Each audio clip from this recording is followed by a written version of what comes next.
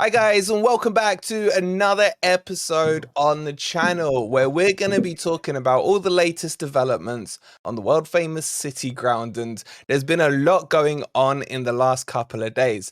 So who better to speak to than our good friend Steve?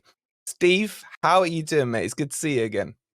Yeah, good mate. It's I think last time we were 3 or 4 games out from the end of the season. We didn't even know if we were staying up, did we? So It was on that it's knife edge, wasn't it? I mean, you it look back was now and think, what were we worrying about? Even with the... absolutely. We went. I went to Burnley away and had a great time. So that's all that Oh, they were matters. good old... Do you know what? It feels like ages ago. Do I you know. miss it yet? Yeah, I mean we've had the Euros, haven't we? But it's not the same. I'm Mm. always Forest first, and it's sort of creeping back towards August, isn't it? Soon, so we'll Yeah, see. the players are back, and I remember after the Burnley game, I was like, right, I'm happy for the break. I need the stress-free bit. A week later, I'm like, when does the Premier League start again? I know. Well, it's Yeah. when the fixtures come out, isn't it? So you get hooked into who we're playing when and all that. And I'm missing the first game at home because I'm away, and so I was really hoping for an away game, even though we hadn't had a home game since we've been back. 2019 or something, wasn't it? Something stupid, Yeah, yeah. but it's only Um, Bournemouth. I got to ask you this, Steve. I've asked everyone. What's the first fixture you look for in the Premier League? Who's the one that stands out to you? I look for dates and I look for teams. So I always look for Boxing Day, trying to work out whether I'm going to be, at home or on some mad away trip like last year going to Newcastle.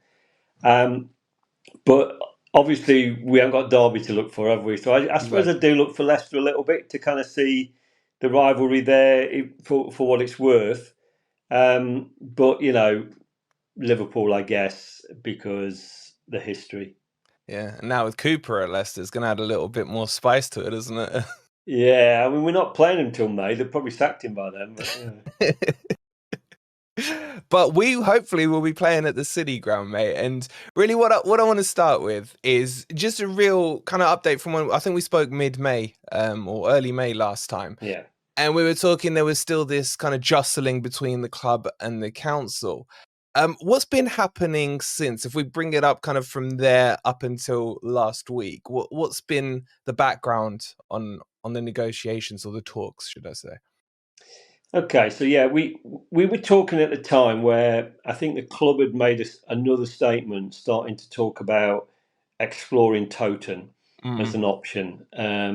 The HS2 land that wasn't going to be used, owned by the county council. I think they've been out and had a look at it, and it had gone beyond rumour to sort of yeah, semi-fact that they were actively considering it. I think we saw the fans' reaction in the last couple of home games where people were very clear they didn't want to move. But I think there were some fans who, understandably, are frustrated at the fact that either they personally or mates of theirs can't get into the ground, and yeah. therefore they do want genuinely, as I do, to see a bigger ground. And so we got into that frustration. Well, if the redevelopment's never going to happen, well, maybe we do have to move. But there wasn't much love for Totem, was there? Mm. Um, Derby, mate, isn't it? yeah, absolutely, far too close. So I think that sort of personally, I think that sort of reaction against Totem shocked the club a little bit. Mm. Um, and from the council's point of view, the I think I said on previous Bob, the option of an extended lease or buying the freehold was always on the table. Now that's controversial to some extent because the council has owned the land for hundreds of years. Well, Yeah. since the forest have been there, we own the land, and some people might argue in the city, well, it's a good thing that the land is owned by the council. It keeps a link between the city and the club. If the council own the land, it makes it harder for the club to move, etc. Keeps the ground 500 yards from the city border. But we're also in a financial situation where beggars can't be choosers, unfortunately, and we needed a lot of money to get through last year and this year's financial situation at the council, and that involved a remarkable situation where you end up lending money off central government to pay the bills with a decision linked to it that says you have to pay us back by selling stuff. Mm. So, I mean, it's not ideal in any way situation. And selling stuff includes, looking at all your assets, and clearly the freehold of the club is an asset. So there will be people, including councillors, who won't be happy that the freehold is being sold. Many people, including me, would have preferred a longer term lease. But I Just on think, that point, Steve, sorry yeah, to interrupt you. yeah. That is, just to clarify, because I've had some questions from our audience saying that, is this now a talk about the freehold? Because at the time when we spoke, Forest were not really pushing the agenda of the freehold. They kept going on about the £1 million leasehold rent, etc. Are we now in negotiations specifically to the freehold, or is the leasehold still on the table? Just before Steve answers the question on the freehold, this video is sponsored by our good friends CCL, where you can now grab this 27-inch gaming monitor with £65 off for only £174.99. If you need a new keyboard, I recommend the Cougar Attack X3 with 58% off down to £39.99. And maybe you need a whole new computer. Why not go for the Horizon Core i5 with code FFTV25 for £1,029.99. The link's in the description, or scan the QR code that's on the screen. Let's get back to the interview. From what I can gather from talking to people and seeing what's out there publicly, we're now just talking about the freehold. I think Forest decided ultimately that they weren't prepared to sign a new longer term lease at the price that it was being advertised at. And Forest to some extent used that figure that they were talking about, £1 million a year, and because it was a 250-year lease, they kind of sent that figure out as a big red rag to the bull, didn't they? And a lot of fans were saying, Forest can't sign up to that, but it was over 250 years, so £1 million a year probably wasn't that extortionate. But the club decided, for whatever reason, that they weren't going to go down that line, and then returned to the issue, which had been on the table for some time, about selling the freehold.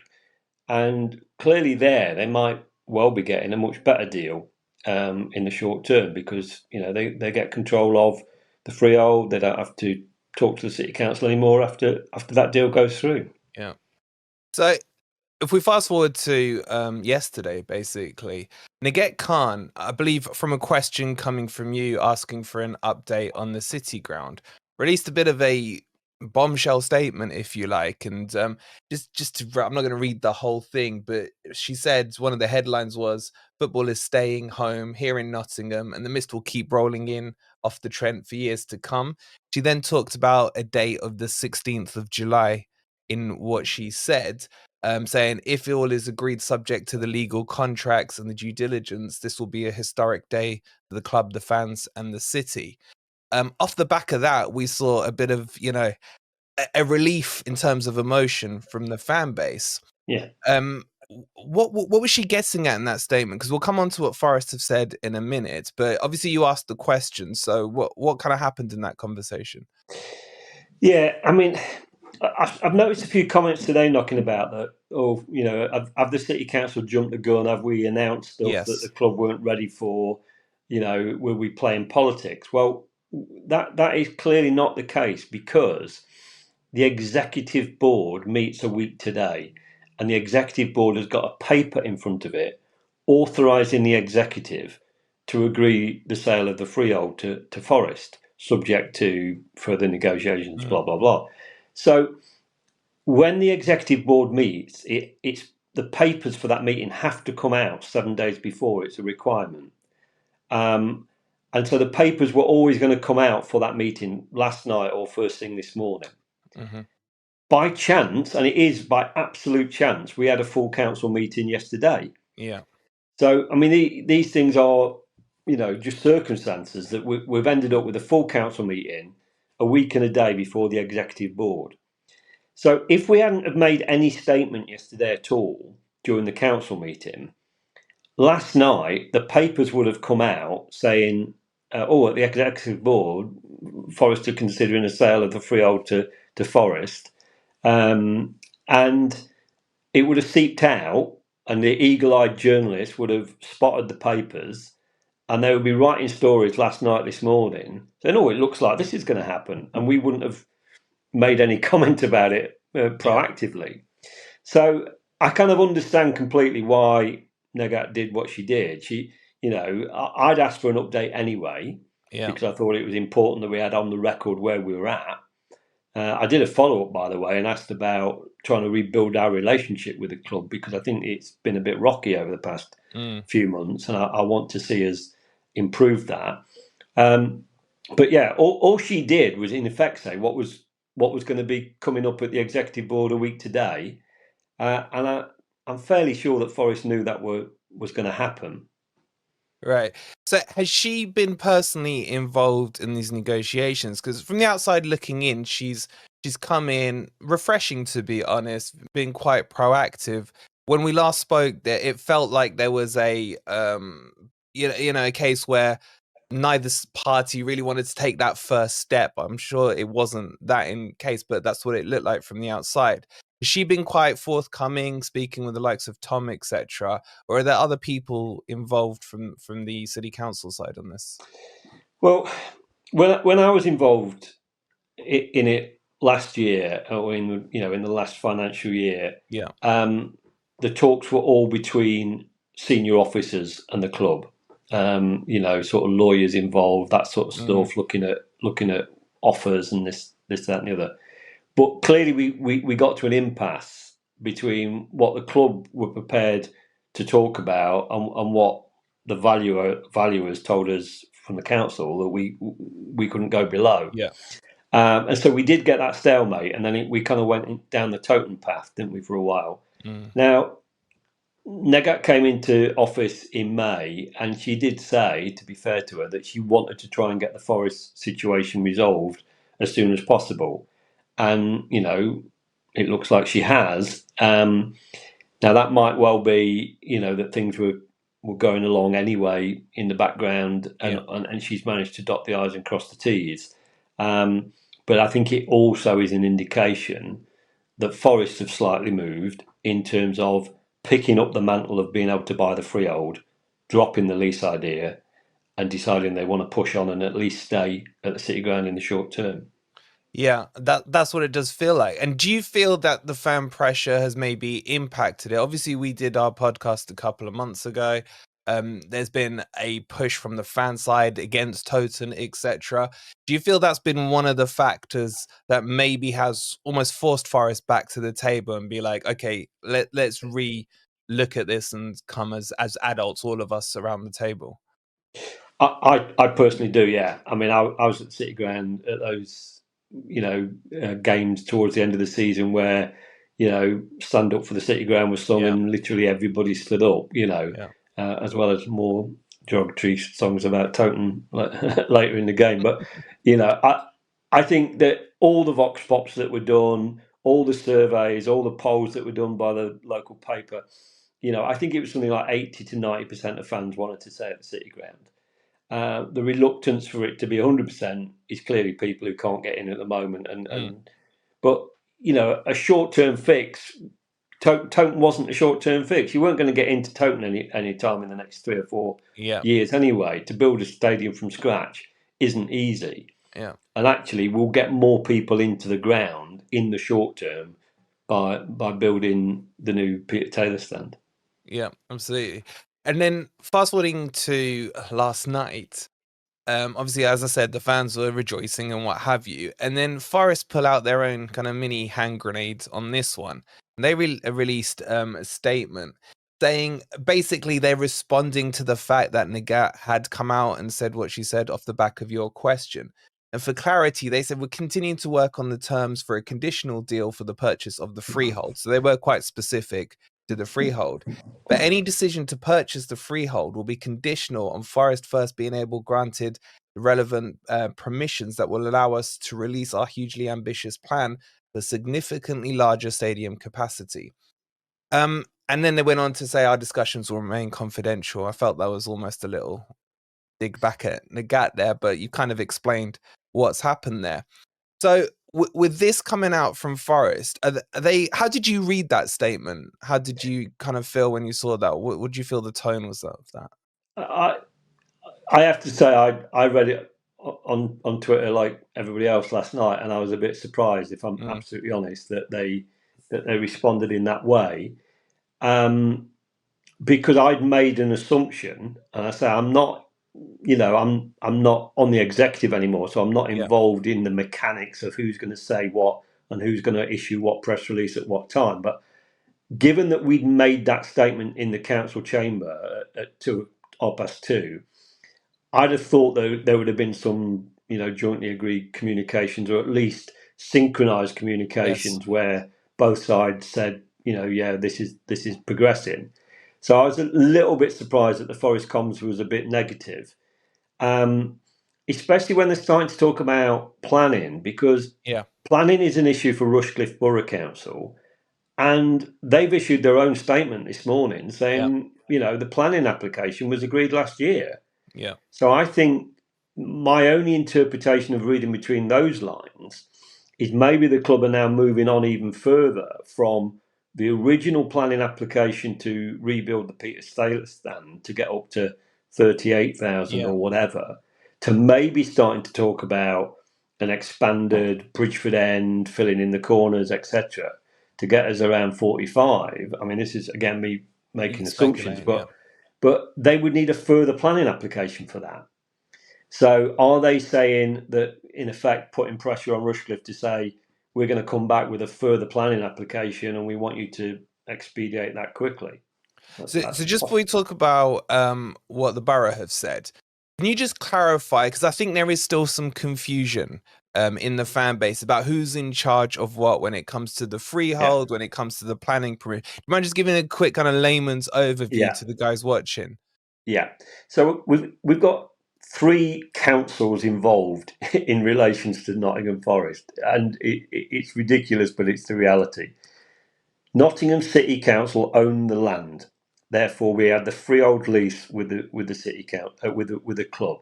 Yeah. If we sell the freehold to the club, we will no longer have an involvement as a local authority with the situation. Because the land is based in Rushcliffe Borough Council, anything that happens in terms of planning permission in Rushcliffe is dealt with by Rushcliffe Borough Council Planning Department and Planning Committee. So Rushcliffe themselves get to decide through their structures, professional officers and councillors on the committee, if a development can take place. Yeah. The third element is Nottinghamshire County Council. They are what's called the Highways Authority in this context. Yeah. So things to do with roads, buses, transport that link to a development, they would have an interest in, because like if you built, a new set of houses, well, what goes with that? New roads, schools, etc. So there's always someone else that's got a view. Yeah. If the development was in the city council border, there would only be one council involved. Because it's in the county, we've got like a 2-tier authorities. We've got district councils and the county council. That's why there's 2 councils involved. But for the planning purposes, it's Rushcliffe District Council for an interest in how congestion would happen, what would happen to roads, is the access right on Trent Bridge, does it need more buses, etc., etc. What about car parking? I think the county are going to have a say in that, and will have had a say in it. And therefore, I think the other little interesting factor here is both the district council and the county council are currently run by the Conservatives. Ben Bradley runs the county council. Neil Clark is the leader of the Rushcliffe District Council. I suspect Rushcliffe really want Forest to stay at the city ground. The county council, through Ben Bradley, was clearly angling a little bit to sell some land at Towton. So there might be a little bit of blue on blue tension there about. Yeah, can you just clarify that for the viewers? Because I think people are under the impression that because Labour's won the election, that Nottingham turned red, but that's not strictly the case, is it? No. So we've got new Labour MPs in all sorts of areas, including Rushcliffe. So the area that includes the forest ground has now got a Labour MP. But that Labour MP, James Naish, has absolutely nothing to do with planning. He's just the MP for the area. Rushcliffe Borough Council is still a Conservative district council and will be until the next elections, and might well be after that. The county council elections go on until next. The county council cycle is till next May. So next May there might be a change of county council, and Ben Bradley might no longer be leader. So he's no longer an MP, Ben Bradley. He didn't get elected as mayor of the East Midlands, so he's on the wane a bit in terms of his influence. Yeah. And that might also be a factor why Toten's no longer that attractive, because Ben Bradley might not be a player by next May at all, and he's certainly a much less influential player now. Yeah. And then coming back to what Rushcliffe said today on their statement, I just want to clarify a few things for the viewers. So we have that planning permission that was granted back in, it was 22, wasn't it? Yeah. And that would have been, as you mentioned earlier, the 38k capacity, the Peter Taylor stand, I think a bit of hospitality as well. From what you said there, Forest seemed to be hinting at a bigger stadium. And Rushcliffe today said, we granted Forest planning permission for the latest planning application to extend ground capacity and associated development in 22. And should any further plans come forward, these will go through our usual independent planning process. So if we're understanding that right, if I'm understanding that right, would that mean if Forest were to come back to Rushcliffe and say, we don't want 38 anymore, we want 45, maybe we want to develop the Bridgeford, and I'm obviously just speculating here, does that mean the 22 plan is in effect ripped up and we have to start the whole process again? Well, I think there's two ways of looking at that, and again, I say this from someone who I've not been on the planning committee in Nottingham City, so I'm not speaking from a great deal of planning experience. But my assumption is the following: they could go ahead with what they've already got and do it in stages. So they could say, right, we've already got permission to do the Peter Taylor stand. We can get on and start doing that now because they've got the freehold once that goes through. They might want to put a supplementary planning application in to say we also want to do the Bridgeford stand at a later date or as part of the same sort of process. That might well be a separate application, or they might be able to tag it onto what they've already put through.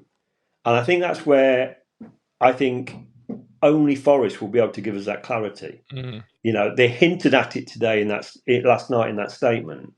But I think Rushcliffe have been very clear. The previous application was already agreed. It was ready to go. Forest were waiting to sort out the lease or the ownership issue, and that's what was holding it back. And certainly when I was negotiating around this a few months ago, that's the pressure that we were getting. Why can't the land be sorted or the lease be sorted because we're ready to go? So they are ready to go. They've got the planning. They'll have the freehold in a few weeks. If they now want to look again, I think it's for Forest to clarify whether they're going to do it in stages or if they're going to go back to the drawing board and say, right, we've got a new plan for a bigger bigger ground on this footprint. But if they tag it on, potentially they could start the development of the Peter Taylor stand and then see how that flows in. But if they were to scrap it and say, no, we want a whole new redesign, I don't know, maybe they want to connect up the Bridgeford and the Peter Taylor together, that would in effect start the process back from scratch? I think if they withdraw, it's up to Forest. They've got an agreed planning application. They could go ahead with it tomorrow once the freehold's sorted. If they want to rip it up and start again, that will be down to Forest. But I think I suspect they will be in these sort of detailed private discussions with the planning authority, who will give them the best advice they can. So I'm sure Rushcliffe will be having numerous meetings with Forest about this. Yeah, and what you mentioned there, I mean, in effect, if the freehold was to come into play in the next couple of weeks, then the city council is out of the equation and Forest could effectively, break ground straight away because the planning permission is there. Which brings me back to the Forest statement about saying, in essence, they don't want to go ahead until they've secured these planning permissions. Is that going to cause a knock-on effect to securing the freehold, in your opinion? No, because I think what's happening with the freehold is that, the executive paper for next week will talk about agreeing a deal in principle with Forest for the freehold based on a financial settlement. We weren't the planning authority anyway, so planning was nothing to do with us. So that will be a whole discussion purely between Rushcliffe and Forest, and I suspect the county council will have a view on it in terms of, if the ground goes from a capacity of 30,000 to 38, and then potentially to 45, clearly, and I want us to stay there. Clearly, there will be issues about Yeah, how many people can walk down the towpath at the embankment, yeah, where the people park. Is the tram line going to be extended to Trent Bridge? There's lots of things that might be people would have legitimate issues to look at. The thing that they always talk about the Bridgeford stand is, what about the houses behind the Bridgeford yeah, stand? That's what stopped the development there before. yeah. It's interesting. If this went ahead, let's just say they secure the freehold, and let's just say they start under the 22 agreement on the planning. How long would you anticipate this whole, don't want to use the word fiasco, but this whole process, shall we say, would end up taking to get the Peter Taylor stand up and running? Well, again, I'm no expert on Yeah, stadium development. You've seen how long it takes to build a new stadium. get Everton's Everton. taken Yeah. years, hasn't it? Tottenham took years. That said, I remember being in 2019 at the exhibition at Forest when they were talking about this. This is how long ago it's been knocking about. And they were talking about knocking down the Peter Taylor stand at the end of one season. Yes, And by Christmas, having people in the bottom half of it and then doing the top side. and Yeah, then doing the top on top of it. yeah, So, and you see abroad when some of these things, infrastructure projects happen, they go up very quickly, don't they? yeah, So, again, you'd need building experts, and Forrester will yeah. have them by the bucket load, won't they, including the chairman? Exactly. Just one final question for me, coming back to the freehold. When we spoke last time, you were talking about almost a variable rate, for want of a better phrase, if they went down the leasehold plan. Let's say Forest, we don't want it to happen, but say went back to the Championship. That leasehold potentially would have had a clause in it to bring the cost down. I assume under the freehold, there's none of that. There would be a set agreement price, and irrespective of if Forest stay in the Premier League, get Europe, or get relegated, is that price then permanently set? And I guess there would be installment plans over however long it took. Yeah, I mean, I think when you're buying something at the price it's given Mm, at, and given what Forest pay for some players, I don't think they'll struggle to pay it. I think the bigger question that a lot of people are already asking is, what happens in the future if the club still decides it wants to move, because they yes. then own the land. So, you know, if they then in 5-10 years time sold the land for Houses. apartments or Mm, houses or whatever, or turned it into a different type of sports stadium and still moved anyway and made that the home of the women's team or netball or whatever, mm, you know, it, I think these question marks over that. I think we'll struggle to get to the bottom of that if we're honest, because I suspect a lot of that will be cloaked in the confidential nature of the communications that won't be released. yeah. But I think they're legitimate questions, and it plays back into that line of, some people will say, or we would have preferred it if the ground was still owned by the council, because you've still then got that connection to the city, whereas once the club own it, pretty much they can do with it what they want.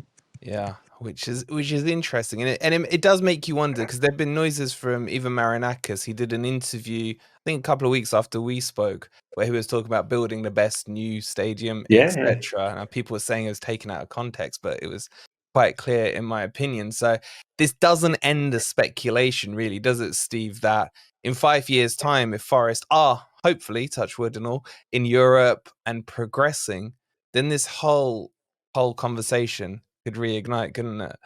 yeah, and that's why I think it'll be interesting to see if Forest go beyond the original plan. Mm, Because if the original plan gets us up to 38, and they get it done in a couple of years, and then we're selling out 38 every time, and we've still got a big season ticket waiting list, and we're knocking around potential Europa League positions in the Premiership, then there'll be a further demand, won't they? yeah. However, if we get to 38 and we are still struggling down the bottom, or God forbid relegated, then there might not be a desire to take it beyond 38. So it's that roll of the dice stuff, isn't it? Yeah. Do they go big now? Do they wait a bit and see?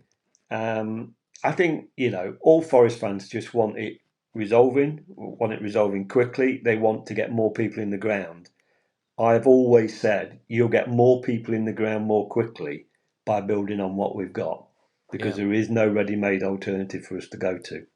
Absolutely. Couldn't agree more. Steve, it's been a fascinating chat, and I really appreciate you coming on again and just giving us the quick update and really getting underneath the skin of what some of these terminologies mean, who owns what, and what have you. So I hope you guys watching have found this enjoyable, and make sure you're following Steve on Twitter. I'll leave his link in the description.